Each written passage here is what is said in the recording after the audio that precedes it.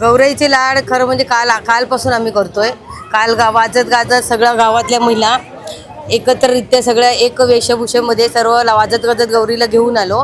रात्री 12 वाजता गौरीला तिच्या पाटावरती ज्या स्थान आहे त्या स्थानावर स्थानापन्न करून घेतलं आणि गौरीला रात्रीचा वेगळा शिऱ्याचा नैवेद्य दिला, जो प्रसादाचा असतो तो।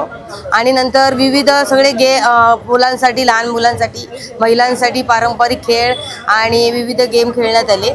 आणि आम्ही सकाळी म्हणजे साधारण 3 वाजेपर्यंत सर्व महिला जागरण करून आणि मग नंतर आता आजची सकाळची सुरुवात सकाळी 9 वाजता गुरुजी आले। गुरुजींमार्फत विधिवत पूजा केली, गौरीची ओटी वगैरे भरली, तळी भरली आणि 10:15 वाजेपर्यंत साधारण आमचं दर्शन चालू झालं।